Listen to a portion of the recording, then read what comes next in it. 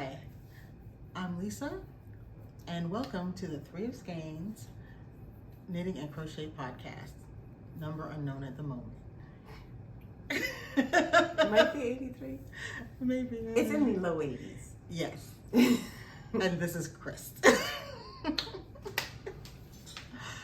So what are we going to talk about today? Same old, same old. Same old, same old? Only a different day? There you go. Well, you know what? I'm going to lead off with what I'm wearing right now. This is my Zana cardigan. It was from the Noro magazine number 20. Made it last summer, and she has made her appearance again, and she's still as comfortable as can be. How often do they put out this magazine? I believe it's quarterly. I just got the latest one if you want to take a look at it. I'm trying to figure out how old the magazine is. If this is that was only issue number 20. Yeah. It's only like 4 or 5 years old. So it may not be even quarterly. It might be half year. I'll have to check. But I made it in Barocco Chai, and the only modifications I made to it were like after. I didn't need to modify anything. It was exactly right. I added this little closure to it, which is this fun little shiny thing that I've had in my stash, and the angry making ribbon. Yes, there's a story to this ribbon. I will link the episode where I tell the tale of the ribbon. It's blank on one side, and I did not know that until after I brought it home and opened it. So which side do you have facing out? The blank? The blank side. So why didn't you just turn it over? It shined through so much, but with the printed side facing out, it's absolutely invisible. Makes you still mad at the ribbon. Oh, it makes me mad every time I look at it. Every time. Okay. But other than that, I've just been working on my project, trying to, I'm in that place where it's just a long stretch of fabric I have to make.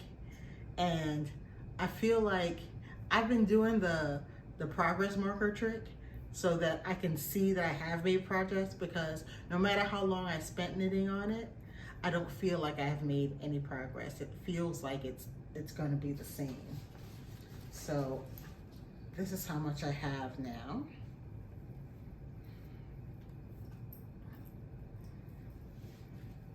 That's at least like half.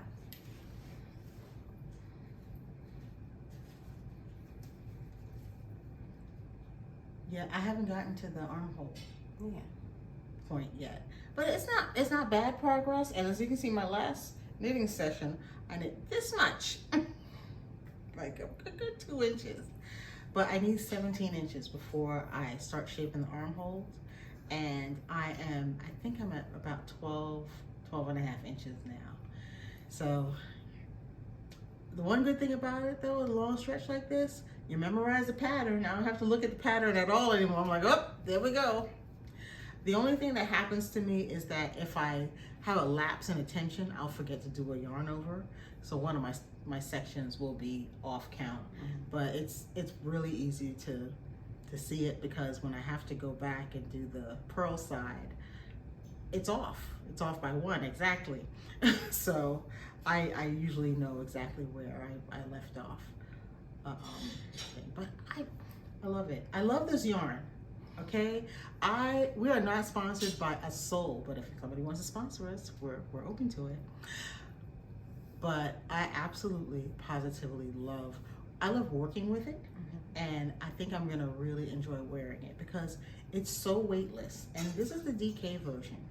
I might have to break down and try that fingering weight that you're working with, because if this feels this wonderful, I can only imagine how weightless that feels. Ain't no mind. I believe it when I see it. I know. Don't wait. Don't wait up for that. But otherwise, yeah, she's going really well. I think what I will be doing to block this is just giving it a good iron, and that's that. Because I am only worried about the viscose. I don't know how viscose reacts to anything really, because I've never really worked with viscose before. But that is a cotton, viscose, and linen blend. That feels like heaven. Oh, and this is Barocco Chai, also a lovely silk and linen blend that also feels wonderful. So what are you up to, Cryss? I'm still working on my dress. I'm still on the first side of my dress, which will probably be the front. I usually do my fronts first for some reason. This is in flax lace, which is 100% linen. And this is what I have. Crystal, that's going so fast. Oh It's my not. God. Stop saying that. Oh my God. It is not going fast at all. It's taking me a minute, but you know, I'm just being diligent. So this is basically, this is from the armpit down. So I'm about to start my sleeves. And for the sleeves, I'm just going to do a chain off of each side, and then the next row I'm supposed to do is all single crochet. So I'll just single crochet across those chains and then across the body and then the other chain. And that's how I will add sleeves and still maintain my stitch pattern. So I just haven't done the math yet to figure out how many stitches I need in my chain.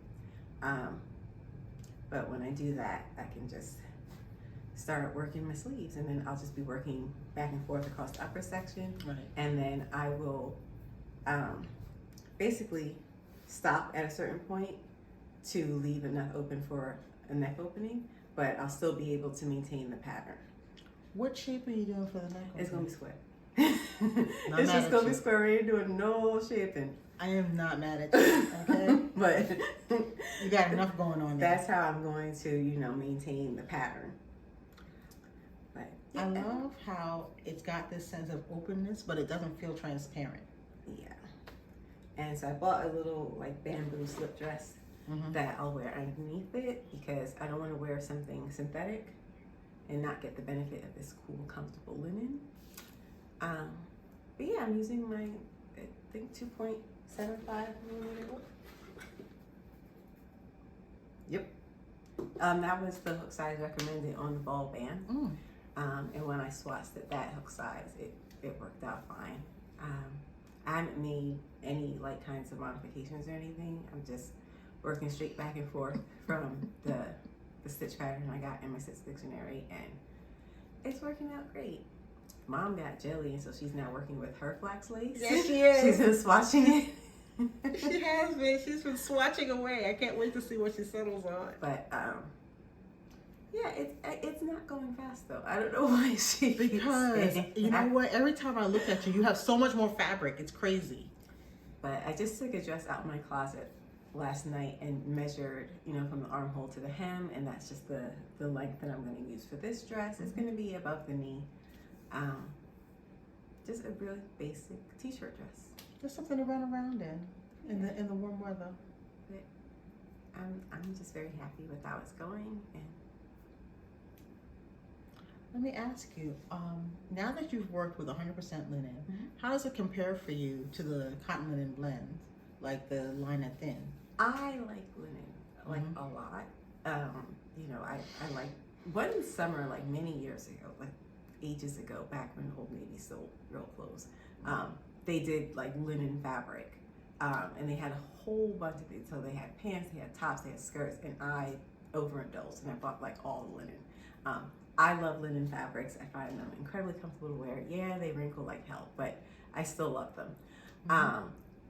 So this fabric, it has that the feel, all the things that I like about linen, because you know it's linen. Is that right? So I find it very easy to work with. It frogs very easily.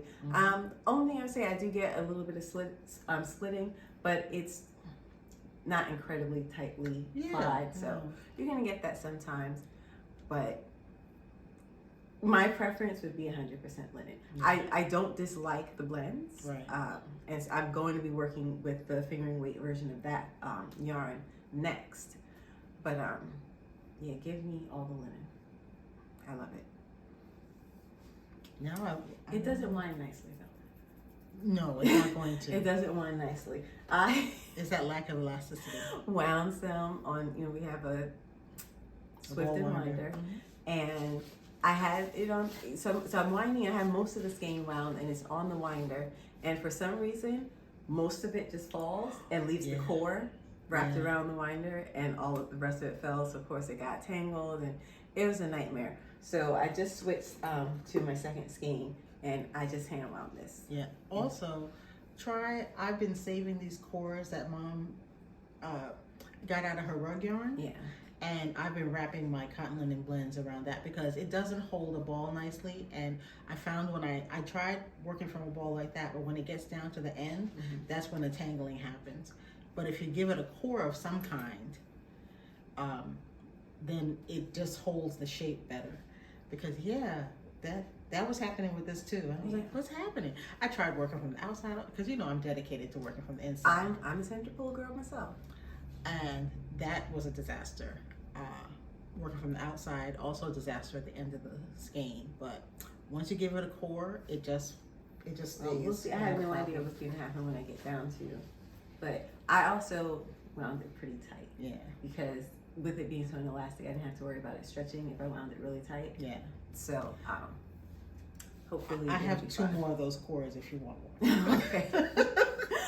But and I saw Mom had a cone in her room that she's not using. Yeah, I was just sitting watching Troll on Netflix and winding myself. It's winding, and there's quite a bit of yardage on each of those. It's like 540, Yeah, so it takes almost an hour to hand wind it. Yeah, but it takes a minute. It was fine. But that's the only, I think, difference I found with balling with the inelastic fibers. It don't hold a ball. Not to the bitter end. When it just fell, I was like... It took a minute for my brain to process what my eyes were seeing. And I was just like, oh, well, what am I going to do about this? At what time was that? It was in the afternoon. Okay. It wasn't in the wee small hours. But ultimately, I did end up having to make a cut because trying to get it off because it's still also on the Swift. Yeah. So there's some on the winder in two parts, and then there's some on the Swift. And ultimately, there was a knot that I did have to cut out. And I hate cutting my yarn. But it was going to drive me crazy. So... it doesn't wind nicely. Not in a method that you would use for wool. Right, but it is. Yeah. I like this fiber enough that's fine by me. Yeah, that's not I'll a deal still breaker. work with it. That's not a deal breaker. We did have a lot of people give us tips in the comments last week about how they work with linen and whether or not they had hand pain. Some people, the most response we got was that people who had hand pain had hand pain, but there were some good suggestions. One lady said that she will stretch before, if she knows she's going to sit and work for a while, she'll do some stretches beforehand and try to remember to keep her shoulders back and down. I need to get into that habit. What I do is while I'm crocheting, I will try. I've gotten a lot better about taking breaks and just like working my hand a little bit. I've also switched to crocheting every other day. Now I don't crochet on consecutive days, even though it's driving me nuts. So I crocheted yesterday, and I want nothing more than to start my damn sleeves.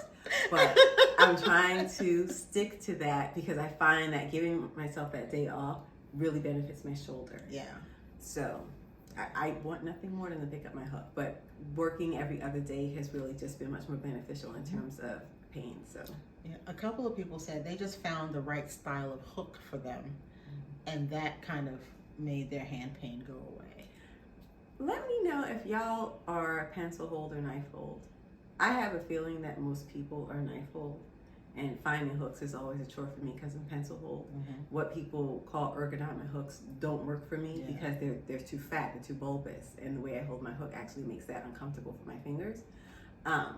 So I'm really just curious, like, if, there are more pencil holders or knife holders out there. So let us know in the comments, are you pencil hold or knife hold if you crochet? Yeah. But that was a lot of the gist of it. Taking breaks, massaging, stretching, and finding the right ergonomics, really. We have this shiatsu massager that I have been making use of, and it really, really helps because I get this pain right here in my neck, and it's basically a little rectangular pillow, and then it has the like the rollers balls, on one side, and one of the lower balls gets right in that spot, and if I position it just right, oh my god, it actually really does help quite a bit. So I've been using that as well, because apparently you really have to like maintain yourself if Can you you're gonna be imagine? crocheting. So I'm like, I You don't think imagine? it's not like playing sports. You would think that it would be okay. It's Because repetitive. I didn't put myself through any of that sport business. No, It's repetitive stress. I guess. Repetitive stress. But I feel found, I bet you do. What worked for me is really monitoring the amount of time I spend knitting. So I try not to go past an hour, maybe 2 at most. I've been thinking that sometimes too, because like I'll watch something that's half an hour and I'm like, okay, 2 episodes, and then I take a break. Only after a while I realize I don't know how many episodes I watched, and I'm like, I think it's been more than 2. Yeah. I use a timer. My neck is telling me it's been more than 2. Yeah, your neck will tell you. Right here. Your neck will be like. So I really have to work on my crochet discipline so that I just don't like wear myself the heck out, because I enjoy doing it so much that I can really just go for a while without thinking about it. Exactly. And sometimes I'll be in pain and keep crocheting. That's never a good idea. I'm glad you've come to that. But I'm glad you've come to that. you know, sometimes you're just like 4 more rows. I just want to get to the end of this. Yes. One night I was so tired, and I really, you know how you come down to the end? I was at the point where I just had a few more wraps just around the center of the thing. And for whatever reason, my tired brain, yes, my tired brain wanted to finish the yarn on the form. And I finally had to go say to myself, this is a lot more yarn than you think it is. Mm-hmm. Go to bed. Because I wasn't sane anymore. I had gotten it all off the sides, and I was like, just the center part. So don't do that. Don't let that be you. But I use a timer, and I don't have to guess how long I've actually been knitting. Timers do not work for me, and I've been struggling so much with that, because one of the things I mentioned before is that I would like to know how long it takes me to finish a complete garment, which would mean, you know, timing each session as I crochet. And I either forget to start the timer or I forget to stop the timer. And I don't know why I can't just have that discipline that, you know, I start the timer and then work. And then, cause like sometimes like I'll, you know, get up and go make tea, or I'll go talk to mom and something, and my timer is still going. And I'm like, well, damn. Well, you know what? If it's a few minutes off, it's not that big a deal. don't know. You don't need to know exactly to the minute. Because it'll literally, I'll forget that I had a timer going. Oh. So who knows how long it was. Yeah. What I do is I set the timer down in front of me so I can see it the whole time. Because you're right. If I do put it to the side and it's out of sight, it ceases to exist. I think what I need to do is, instead of trying to time up, meaning start it when I start and then stop it when I stop, I need to set the time on it. Say like, okay, 30 minutes. Yeah. So I will try that next. Yeah. That's a good idea. Do a countdown. Ciao. Because it'll harass you. It'll go off. I be forgetting.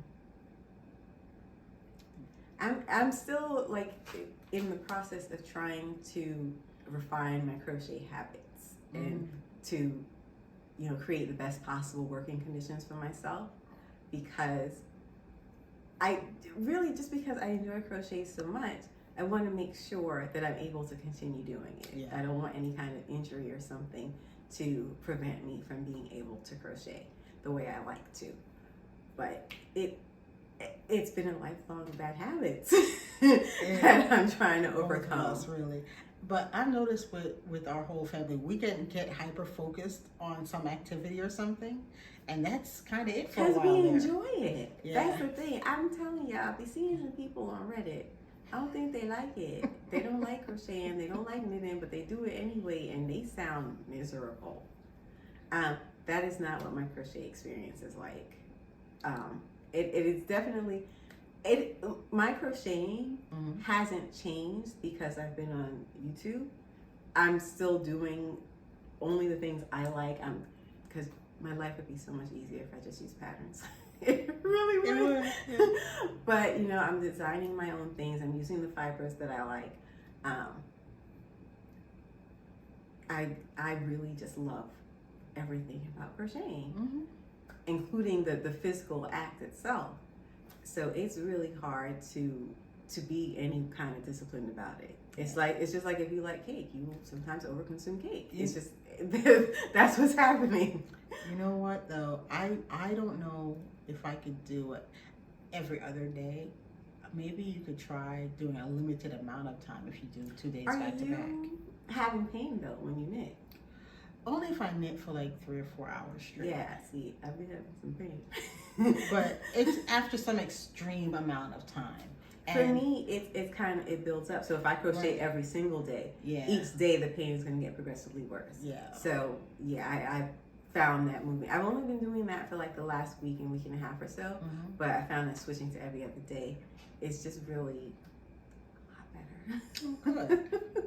Good. At least you found something that works for you, at least physically, if not psychologically. What I want to do also is kind of break up my crocheting days, like crochet a little now and then come back later and come back later. I'm not good at that either. So I tend to do that 3-4 hour stretch instead of like doing an hour here and then break and then an hour there. I just can't make myself stop because I really like it. And that's the other thing that I would like to do, just have little crochet sessions throughout the day rather than a long marathon. That's kind of what I do. I will squeeze in my knitting, you know, around other activities. So I will usually get a chance to knit for an hour here or even half an hour. I will take half an hour. I'll take 15 minutes because it adds up over time. And even though sometimes it feels like I'm knitting and not growing any length, I am. Every row adds to the length, and I tell myself that psychologically. So even if it's just 15 minutes now, I might get in an hour and a half later. So that's, you know, an hour and 45 minutes for the day. And I do things, and that tends to be my way of doing things. I'm not playing that game with you this week.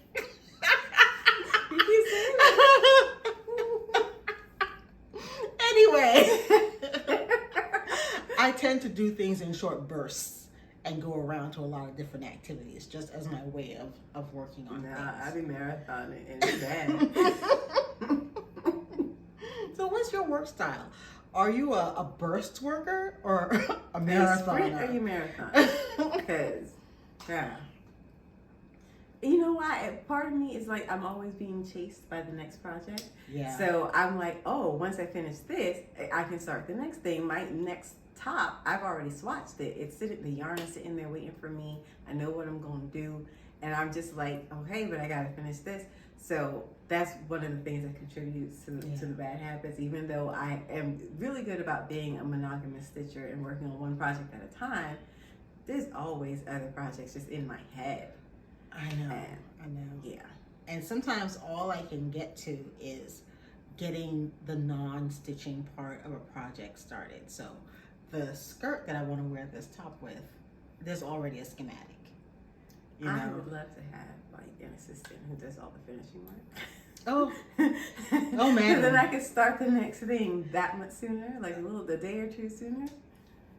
But I am itching to get some other projects started. And then Mom just reminded me of the existence of this yarn I bought earlier in the spring. It's gorgeous. It's called Papyrus from Universal. It's a silk and linen blend that feels heavenly. And I just got it out because we needed to check a ball band for some information. Is that silk and linen or silk and cotton? I believe it's silk. You know what? It might be silk and cotton. I think it's silk and cotton. It looked cotton. Yeah. That's what she did the sweater out of. Yeah. But now all I can think about is that yarn. That's all I want to do now. Although I have another yarn that I'm going to be working on next. But speaking of yarn, I just had some yarn fall out of the sky on me. It was so weird. I got a package of yarn and I got some looks from, you know, certain people who will not be named, Crystal. Really? And she was like, what yarn did you get? Because here's what had happened there. Let's go back to the beginning. She ordered some yarn from this website called Discontinued Yarns that often has like good deals on yarn. But then she realized she didn't have enough for the project she wanted to make. So she ordered some more of the same yarn from them. And that came and I was like, oh, more yarn. But then a couple of days ago, more yarn comes from Discontinued Yarns. And I'm like, hold up, wait a minute. How are we just ordering all this this yarn now, and we ain't even tell nobody. I know, because it's like, it's a betrayal in here when you're ordering Yes. yarn and there's a sale or something, and you don't at least pipe up and say, hey, you know there's Now, a sale going on. Let me tell you, you can't win for losing, because if you tell them about the sale, then you entice them to buy yarn. That's But exactly if you what don't happened. tell them, well, then you bad for not telling You them. kept the yarn to yourself. Yes. So it was when the third package of yarn came. That is where our tale begins. Yes. So this yarn just comes out of the clear blue sky. I open the package, and it's another color of a yarn I've already ordered. And I'm thinking to myself, did I order this yarn and completely forget like that? Why would I do that? Had a yarn fuse. Did I order it in my sleep like I was on Ambien or something? But no, it was not my yarn. And matter of fact, I called the company and told them, hey, I just got this weird yarn. And they didn't know what it was either. Apparently, I found the name of the person who packed the package and told them who it was. And they were like, oh, so-and-so is on vacation. She'll be back next week and she will give you a call and you guys can figure it out. And it turns out they did recognize the order. It was supposed to be in San Diego. Oh. But it came here to New Jersey. So the lady was like, thank you for your honesty. Although I will confess, the yarn gremlin in me really just wanted to keep it. And you don't need it. I think it. Chris was like, that's just enough for me to make it. It was. But no, we're not going to just glom up some poor person's yarn. Although it's beautiful. Especially with discontinued yarns, because they have such a limited supply, so that person might not even be able to reorder it. Yeah. So. Yeah. But I'll tell you the truth. The It was hard. yarn gremlin in me was like, my precious. Doing the right thing is hard sometimes. It is. It's hard. But it was only when that third package came. I was like, hold up now. But that one wasn't her. Right? Yeah, it wasn't me. Right. I didn't even order it in my sleep. Because I was like, oh, well, maybe I had some kind of sleepwalking incident. I just walked over to the computer and ordered yarn. But yeah, that's what's been going on in our yarn world this week. Although I might end up doing some swatching. The swatching is going to lead you to starting. No, because you know what? Okay, so you guys might know I'm planning to make a skirt to wear with this top. So what I want to do is actually do I guess a toile, a little mock-up of the skirt, either in paper or in fabric first, just to get an idea of the fit, and then do the knitting. So I will be able to do all of that, I think, before I start knitting, although I'm still working on this project right here. So I'll try to take some video of that hilarity, and I can make a good schematic based on a draped toile. But that's what's going on with me. I just have my one little project going. And swatching for the next one, I finished just swatching so you know. it. I finished swatching it. I'm not swatching anything else right now, just that one thing. Because I really... Look, I swatched the one thing, all right? But for a minute, I didn't know which project I was going to start. That was the thing. So I ended up swatching the t-shirt and then swatching the dress. And then I went ahead and started the dress, is what had happened actually. Okay. It's hard. I It need is. two more arms. Especially when you just are in a creative space and it's all coming at you. And I'm like, wait a minute. Where am I going to find the time to do this and that? You know what? Imagine if you could freeze time, though. Then it would just look like you were making sweaters instantly. That'd be amazing. You didn't get me going down that road anymore. That's when you just wake up sad from the dream. The corniest use for superpowers ever. Yeah, I stopped time so I can make my knitting go faster. You have as much time as you need and you make that thing. And then, like, if you want to make it to wear for a certain event, you just you just knock freeze. it out and then, oh, child. I would probably You never would wear abuse store-bought that. clothes again. Yeah, you would abuse I that. could just make something. Okay, I see that is ripe for abuse. Oh, yeah. Oh, you know what? I do want to say one thing. We've gotten a new influx of subscribers lately. Thank you guys for subscribing to us. If you guys don't know, I'm a knitter and Cryss is a crocheter, and we like to talk about our knitting and crochet lives on this podcast. So if you want to come along for the ride and see how things go, please do like and subscribe. There you go. That was good. Do you have anything else you want to talk about this week? No, I think that's it for me. All right. So we'll see you guys next week. See you next time. Stay stitching. Bye-bye.